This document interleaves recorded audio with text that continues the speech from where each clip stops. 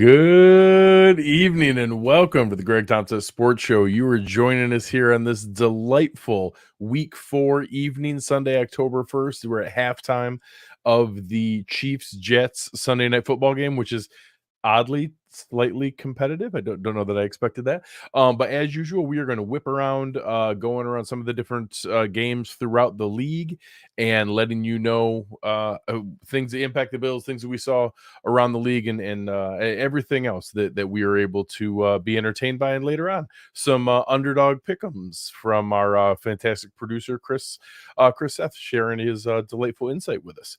First, we'll start on Thursday Night Football.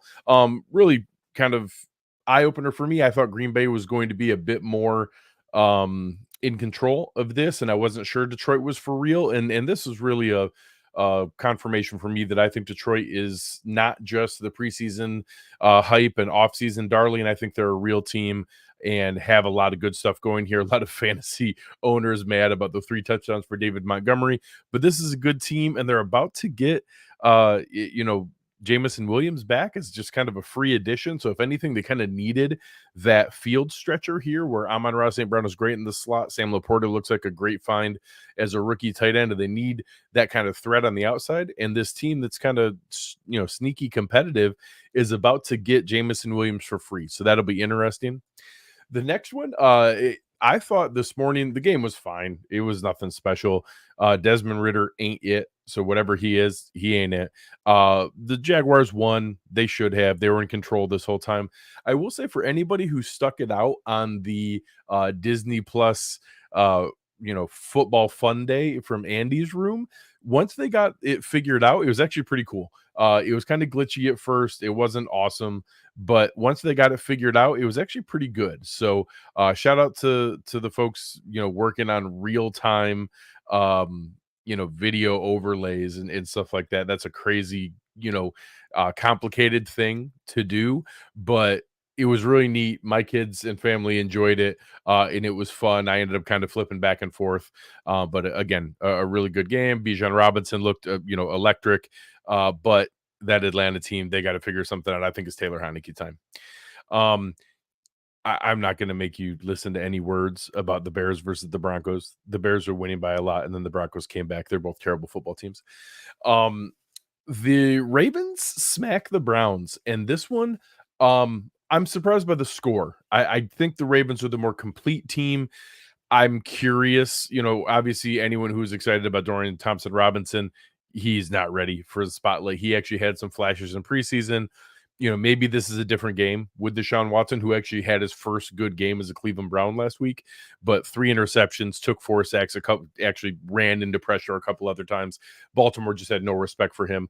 Lamar had 2 passing touchdowns and 2 rushing touchdowns, just in complete control. If anything, this is probably a wake-up call that I think the Browns defense is very good, but it's probably a good reminder that their first 3 games were against whatever the heck this Bengals team is, which we'll get to in a second, the Steelers and the Titans. That's probably why they look so dominant, not because they're like the 2000 Ravens over again. So we'll see. This was an eye-opener for everyone involved, that the Browns are probably good, but not special, and the Ravens teams probably should be taken seriously. Talking about taken seriously, the Houston Texans have now gone back-to-back weeks comfortably beating the Jacksonville Jaguars and now the Pittsburgh Steelers. I don't know. The 30-6. They won 37-16 last week. They put up 67 points the last 2 weeks. CJ Stroud looks fantastic, just chucking the rock all over. Shout out to Devin Singletary. Motor threw a touchdown pass on a nice halfback pass today in the game. It was a fun highlight. Went to Dalton Schultz. It was the touchdown to Schultz. Down here was the one from Devin Singletary. Nico Collins looks like just a game wrecker. Last week it was Tank Dell. They've got John Mechie contributing. Robert Woods has had good games. Damian Pierce is a nice running back. I just, whatever the fighting D'Amico Ryans are tough. I think Mitch Trubisky, I don't know how serious the injury was, but again, this team just is limited. They have talent all over the place, but with Kenny Pickett as your quarterback, you are not going anywhere. And we'll see what this team ends up doing, but I mean, they're kind of stuck with him for the moment, and that's a shame because that's a really talented roster, and they are not going to be able to do much with it. Um, Again, a team, the somebody had to win one game. Minnesota technically won, but they shouldn't feel good about what they're doing. They were losing 13-7 at halftime of this game. Justin Jefferson made a nice play later on. Kirk Cousins tried his damnedest to give this game to Carolina, but they technically won. Good for them getting off the schneid and getting a W here. Same thing, a game that I don't think is really going to matter down the stretch here, but LA was winning by a ton. Let Indianapolis come roaring back. You can see Anthony Richardson, 11-25, still working on the passing thing, but is still, an electric athlete and doing some fun things. They came back and made it a game. Puka Nacua had the game-winning touchdown in overtime. Again, a ridiculous start to his career. I think it's something that's saying like 39 catches in his first 4 games as a professional. That's just bonkers. So, shout out to the Rams. I thought maybe they were almost in like tank mode. They're 2-2. I don't think it's really going to matter at the end of the season in the NFC, but shout out to them for being competitive and continuing to play. This Colts team, it's all about Anthony Richardson's development. We'll see when Jonathan Taylor comes back here. I don't expect a ton beyond that, but we'll see where that goes. Same idea here. Tampa might be, hey, somebody's got to be the 7th seed in the NFC, but winning this one in New Orleans goes a long ways towards that NFC South division. So maybe they're going to sneak the division there. I kind of assumed that the Saints were going to be the team to win that, or maybe an underdog like New Orleans. But as weird as it is right now, Tampa has Baker Mayfield and Atlanta has Desmond Ritter, and apparently that is a good thing when you have Baker Mayfield. So God bless him. We'll see where that goes. Alvin Kamara coming back from suspension today. Nothing special, but kind of working his way in the game. 13 catches. Captain check down here from Derek Carr, just working his way down to him throughout the game.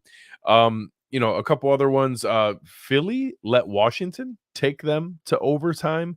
Again, this Washington team that could barely get 3 points on the Bills last week, all of a sudden puts up 35 on Denver, 3 points against the Bills, puts 31 on Philly here. Just a weird game. I kind of thought Philly was going to smoke them. They win. It took them to overtime to be able to do it, and one of the touchdowns was to Jahan Dotson as time expired.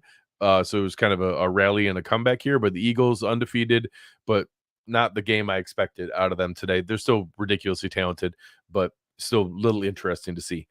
One of the biggest shocks of the day, this Bengals team is 1-3, and to get beat by the Tennessee Titans, who are not special. The Tennessee Titans are a fine football team. Mike Vrabel, is a good coach and always has his team playing tough, but 27-3, like what are you doing? I don't understand. This is just this Cincinnati team. I didn't think they were quite as good as what they looked last year, and obviously we know how the playoff game went against the Bills and everything, but I just didn't think they were quite as good as where they were projected. I didn't think they were like this 1-3, and their one win was 19-16, and I don't know. This is just a really weird situation. Burrow clearly doesn't look like he's 100%, but they're playing him, so I don't understand what position they're in and what they're going to try to do here, because this is a mess. I don't know if you rest him when you're 1-3, because what are you resting him for? What's he going to come back from if you let him rest and he comes back and you're 2-6? So they're just in a no-win situation here. They got to keep playing him, but try to figure out a way to do this. I don't have a lot of commentary to add. I just want to kind of let this sit here and marinate on the screen. The Dallas Cowboys embarrassed the New England Patriots 38-3. Just a embarrassing shellacking and beatdown. They benched Mac Jones. Mac Jones got benched. Bailey Zappi had to come in.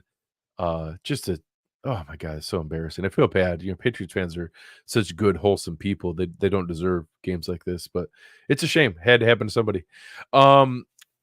The next to last game we're going to talk about here.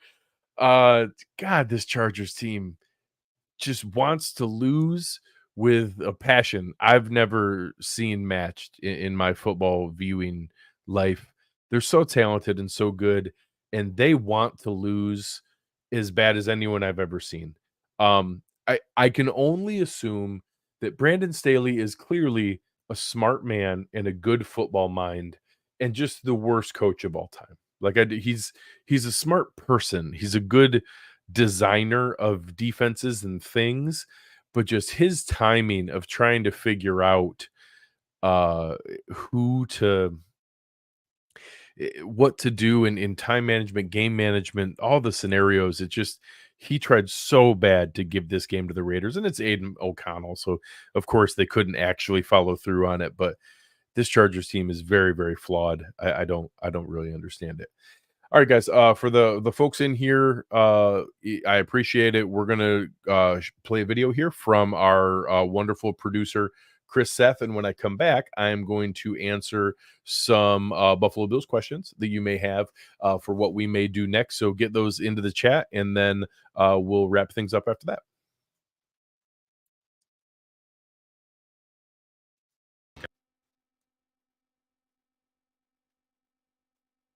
For Monday night. Now, the way God intended, we only have one game, the Seattle Seahawks versus the New York Giants. And to get us started, we're going to look at Kenneth Walker, 63.5 rushing yards.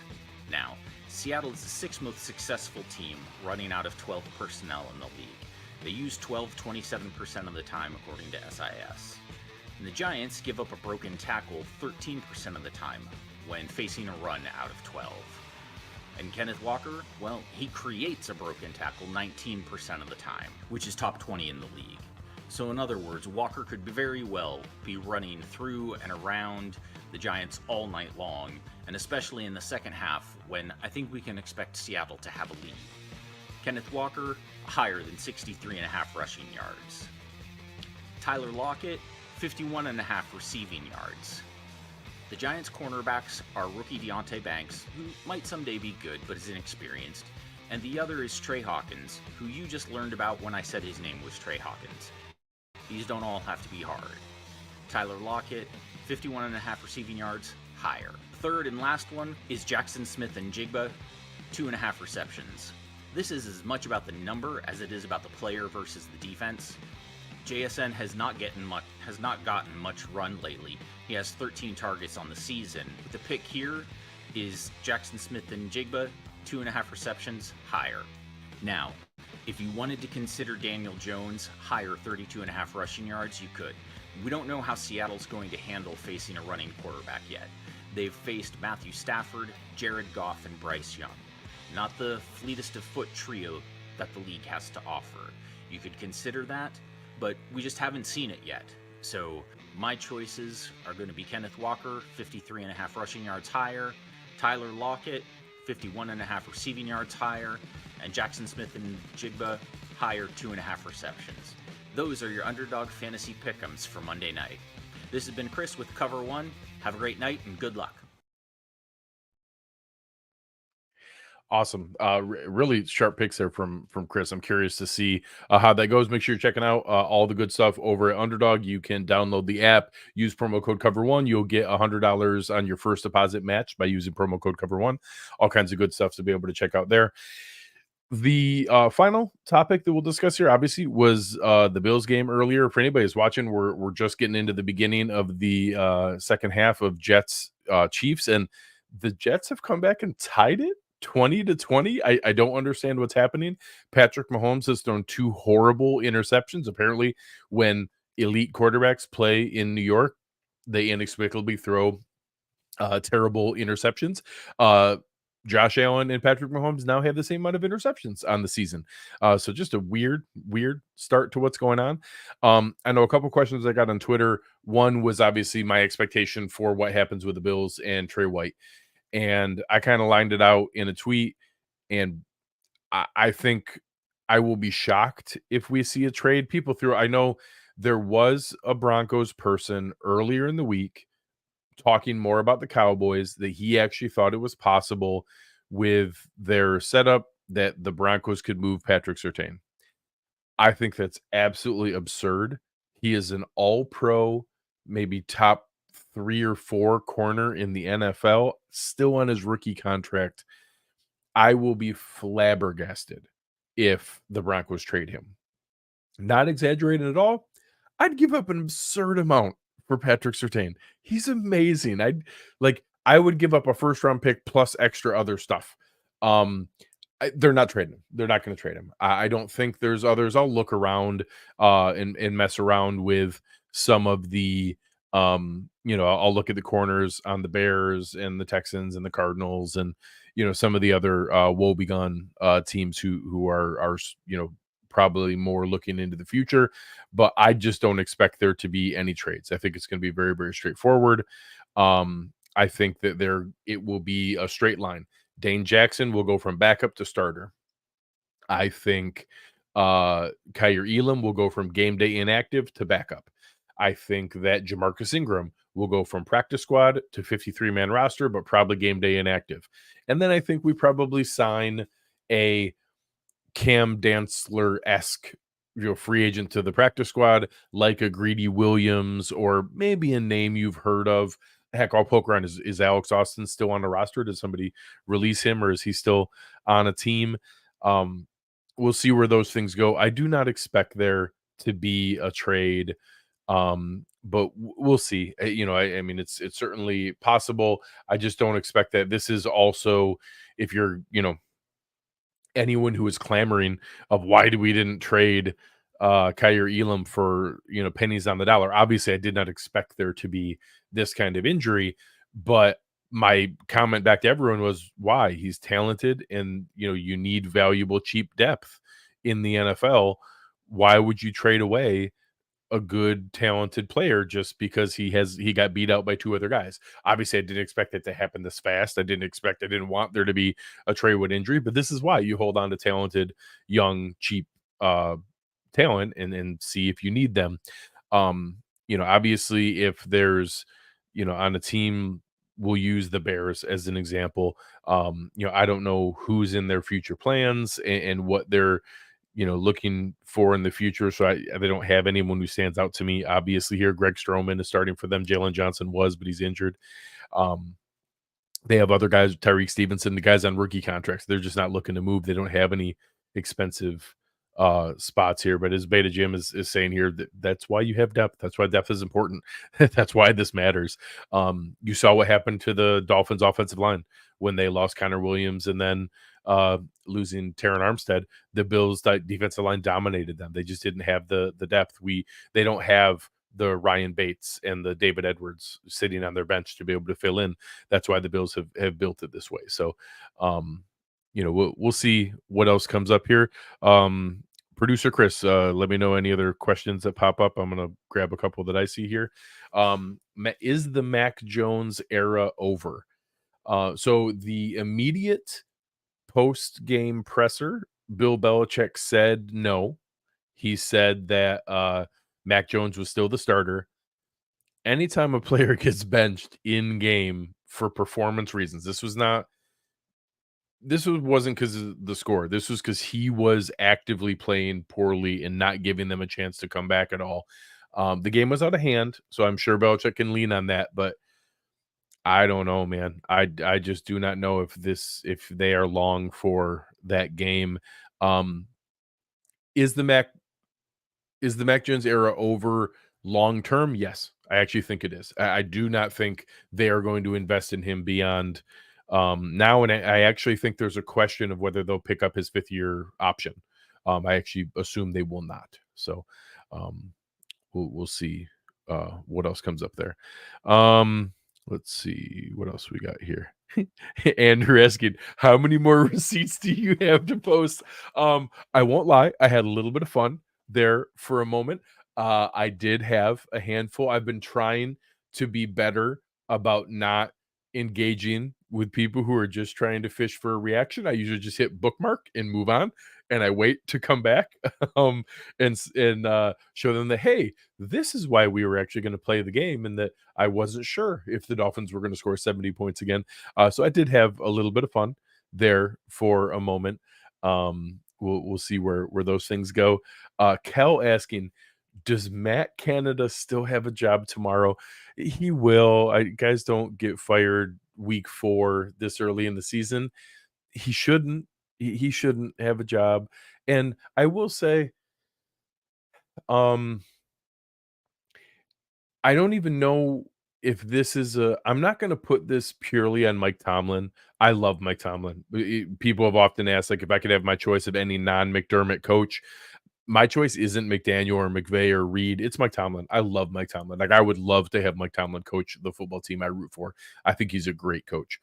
Um, I don't think he's too loyal, but I think he is limited by the default stance of a franchise like Pittsburgh, who is obviously famously loyal. They've really had like 3 coaches ever. I think they've had 3 coaches since like 1970 or whatever the heck that run was for Noel to Cowher to Tomlin. Like, it's just to go 50 plus years with 3 coaches. They are famously loyal, and I think sometimes that maybe limits him in needing to move on, and they needed to move on coming in here.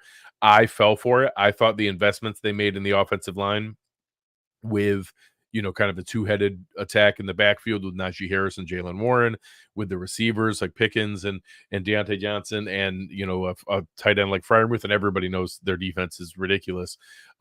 With Minka and the guys that are there, I I can't believe that they've given him this much leash, and shame on them because it's ruined what could have been a fun season. Um, I don't even know if there's any fish left to fish after all the squishing the Bills did. Yeah, we may be responsible for like a shortage on the East Coast for the Eastern Seaboard for any wildlife and available fish to be able to eat and enjoy. So I appreciate you guys very, very much. Chris asking the real question: will Ashley mass produce the Allen bracelets? So my daughter Ashley, I showed it on the Cover One Buffalo pod earlier today, but she made me an awesome Allen MVP bracelet that she made me after the week 1 loss, because she said that she was sad because the Bills, she knew that the Bills losing made me upset, so she made that for me going into week 2, and the Bills are now undefeated since she made me that thoughtful, delightful bracelet. And honestly, I kind of think Josh Allen might be MVP. Like, he might be right there after today. Christian McCaffrey probably deserves a fair uh a fair argument for it. And Tyreek Hill honestly still does too. Tyreek Hill is insane and deserves his flowers as well. But I kind of think Josh Allen might be MVP. So awesome. I appreciate you guys very, very much. This is fun. We're just kind of putting this together as the season goes. We'll be doing these when the Bills play in other times, probably next week when they play in the morning. I'm going to do this as a like 7:30 show right as the 4 o'clock games are wrapping up to go through all the games here for the evening. And then obviously when the Bills play 1 o'clock, I'll do it later on at halftime of Sunday Night Football. But this has been a lot of fun. We'll just kind of go around the league as the season gets going. I'll get into more playoff leverage and seeding and rooting interests and things like that of what we want to watch for and what results help and hurt the Bills as we go forward, and other things to have fun with. But just want to branch out a little bit outside of the Bills coverage. If you enjoyed this, please hit like. That's when we're starting a new show like this. It really goes a long ways to tell other people about it. Shoot me a comment in the comments below. Let me know what things you want me to dive into in the future. We'll have a lot of fun with it. But on behalf of awesome producer Chris Seth, you have been listening to the Greg Tompsett Sports Show, and we